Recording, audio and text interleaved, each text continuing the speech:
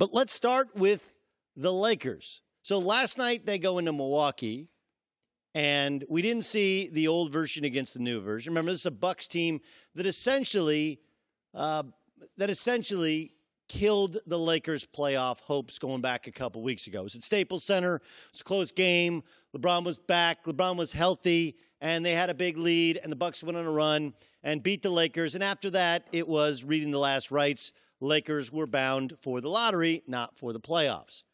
LeBron didn't play last night. And this is part of the issue with the managing the LeBron situation, and the reason that he's really untradeable and that it's even more difficult to shut him down is, like, look, imagine yourself in Milwaukee.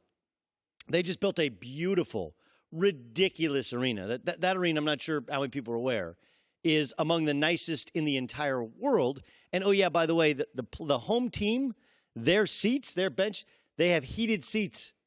Seriously, they have heated seats, and they raise and lower. So LeBron couldn't use the excuse if he was on the home team of, hey, I want to sit down that last chair, the throne chair on the bench, because it raises up for my bad back, you know. But that wasn't the loss. LeBron didn't play.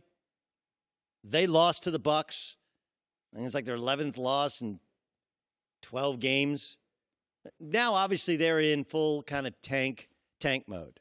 And the ship that had a flimsy rudder has no rudder, and it is clearly run aground.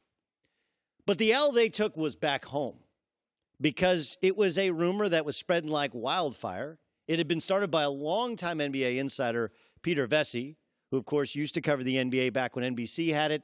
Then he was at the New York Post. Now he has his own subscription-based online service.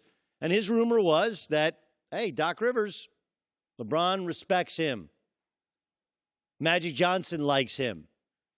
And he can get out of his deal this year. And so if you're the Lakers who need someone, because this is a difficult hire for the Lakers. And by the way, they still have a coach. Right? How'd you like to be Luke Walton? Everyone, including Luke Walton, knows he's dead man walking. But there's already rumors about who's going to replace him. And the issue with it is really simple. If you hire Ty Lue, whether or not LeBron James is, in fact, running the organization and making decisions for the organization, it's really hard to make any other argument. And so if you're not a clutch sports guy or if you're not a Team LeBron guy, like do I want to go and play for a player's team? And there clear is kind of a wrestle for control. I don't know how many of you have read Lord of the Flies when you're a kid. I don't know if it's the conch or the conch, right? But whoever had it, had the power in Lord of the Flies, right? Whoever was in command. And it's like there's a conch or conch. It's like Magic's got it, then conch, right? I think it's conch. I actually think it's conch. It's conch? Yeah, I think it's conch. I'm with Joy. I'm not with Tui. I'm going on Team Joy. You wrestle for it. Well, that's like LeBron and Rich Paul. They're like, we got it. And then Jeannie Buss is like, no. This is my conch. The Magic and Pelinka wrestling for some sort of control. If you hire Ty Lue, that's the LeBron guy. This is Cleveland 2.0. Same thing if you hire Mark Jackson, who's not repped by Clutch Sports, but same thing, right? It's the perception even more than the reality that becomes important when you're trying to rebuild this thing for long term. That's the reason. There was a Rick Bucher report a couple weeks ago that Jeannie Buss thought about, at least explored the possibility of trading LeBron James. It's not a possibility. I've heard Colin talk. It's just not. Because he won't go. Where's he going to, I'm going to trade you to New Orleans. Yes, he's going to get on that plane and go to New Orleans. Things that won't happen for 1,000, Alex. Yeah, we'll trade him to the Knicks. Yeah, he's going to go work for Jim Dolan after moving his family to Los Angeles. Not happening. And I'm not even sure the Clippers would want him, let alone does he want to associate his brand with that of the Clippers. So it's a very difficult hire to make. But Doc is the one guy who, in order to win an NBA championship, you have to have the respect of the locker room. In order to have the respect of a locker room, you probably have to have won an NBA championship. And the only guy alive that could potentially be available is that guy, is Doc Rivers, right? Can't be Phil, because Phil doesn't get along with most people in the Lakers organization. He broke up with Jeannie. He doesn't want to coach road games. And, oh, yeah, by the way, I do remember a quote where he called LeBron James fellas a posse. That did not go over so well with Team LeBron. It's not going to be Eric Spoelstra. Yeah, you think his contract's up, or you think that Pat Riley's letting him go? Plus, Pat Riley, who has an NBA championship or two to his name, he's not coming back to L.A. He runs the ship in Miami, and that ship has sailed in terms of his relationship with LeBron. It's cordial at best. So the only guy who has the chops, who's not associated with Team LeBron and Rich Paul, and is not seen as a LeBron guy. And, oh, yeah, by the way, he could be the first guy to ever coach the Lakers and the Celtics. I mean, home run. Here's the only problem. He's got to actually want to take the job. Okay, so listen, in fairness, we've heard coaches, Nick Saban, of course, has said, I'm not going to be the head coach at Alabama. How many more times do you want me to say it? We've heard that before. But this does feel legitimate in terms of Doc Rivers shooting down rumors. Plus, he's got a guy with as big a checkbook as there is in the entire world who goes like, wait, what? They want to offer you what? We'll just add a zero to that, and that will be that in Steve Ballmer. Plus, like, look, the Clippers do have a better vibe. They trade away their best player, and they're still going to make the playoffs. And, oh, yeah, by the way, they got the cap space to potentially go out and add not one but two superstars not named LeBron James, who seem to want to not play with LeBron and the Lakers.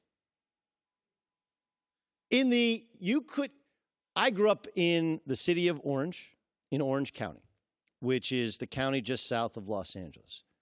If you would take post-pubescent me, you would take any sort of, from childhood to youthhood to young adulthood to any time in my life, even 6 weeks ago, and you said, hey, would anybody in their right mind choose the Clippers over the Lakers? I would say no. No chance. 0.0% chance. And then you add LeBron and Magic to the Lakers. You're like, well, everybody should want to go there, but they don't. Kawhi has said it. KD has said it. Kyrie has said it. And whether or not Kyrie has made up with LeBron, this is Chernobyl. This is a level of toxicity not seen before in the NBA for a guy who is this well-respected. Now, I think the biggest issue with the Lakers is not just the idea of the ties to LeBron James and their desire to get away from that and to open themselves up to all the other free agents, because that is a big issue. The biggest issue is this. Now, I got caught in traffic today because I left my house like 15 minutes later than I probably should have. And in Southern California, if you don't hit the 605 before 5:45, you're donezo. There's always an accident or a stalled car or something. It's just a mess. But I do have the rare gift of Ninja Dad. You guys aware what Ninja Dad is? Some of you are Ninja Dads out there, which means when you get up in the morning, the ability to, where you go out and get coffee, whether you go to run a couple errands, you go to the gym to work out, or you got to get up and go work, can you quietly get dressed, get your keys, get your computer, maybe make something to eat without waking up a soul, the dog, the cat, the kids, the wife? Are you a Ninja Dad? I am. And most GMs in the NBA operate like ninjas. You don't know any of this stuff, any of these rumors, and then all of a sudden, Tobias Harris is sent to Detroit, right? Jimmy Butler is traded to the Philadelphia 76ers. That's the way it works in the NBA. You don't see the train coming down the track a million miles away. Because if you do, it gives Steve Ballmer a chance to go, hey, Doc, I read this story about Peter Vesey. Let me just explain something to you. You're not going to the Lakers, and you name the number, and it's going to be done. That's the way these conversations work. Whereas if the Lakers had any ability to be Ninja Dads, they would already have the agreement. Peter Vesey wouldn't have the story, and it would be done. The same thing happened with the Anthony Davis deal. They're so clumsy. They're the guy who every time they get up, they stub their toe. Or they rattle the keys, or they start the car too early, or their alarm goes off and they have it on full blast, so the entire top floor wakes up, and now your kids are upset, your wife's ticked off at you, the dog has to go out. All of these things go wrong. The Lakers are the clumsy dad who can't just be quiet and tiptoe around. Oh, the stairs are creaky. No, dude, put on some socks and you should know the dead spots within the stairs. That's the problem with the Lakers. If they were going to get Doc Rivers, it should have been done under cover of darkness, and there should have been no rumors. But that's the problem with the Lakers. It's the whole reason that they've gotten caught tampering, because they can't just keep their mouths shut and find a way to get things done before anybody knows that it's coming. But that's what happens when you hire a GM who's never worked in a front office before. You hire a president who's never been a president of a team before. You hire a head coach who's only been a head coach. You don't have an assistant GM. And Jeannie Buss, who runs the business side, not the basketball side, was thought to have some sort of basketball acumen because she used to sleep with the greatest professional coach of all time. Like, this thing is Chernobyl. And Doc Rivers said, yeah, hey, I'd rather stay with the Clippers, the third tenant at Staples Center, who have exactly zero legitimate banners, who have never been beyond the second round of the playoffs. I'm good where I am, instead of coaching the Lakers and becoming the first coach to coach the Celtics and the Lakers, potentially win another NBA title, and be the last guy to help coach LeBron James to an NBA title. If that doesn't tell you the state of the Lakers, nothing else does, kids. Hi, everybody. Thanks for watching. Subscribe here to get the latest from the show. Also, be sure to check out more of the best clips from The Herd, or go watch a few segments from other shows on FS1.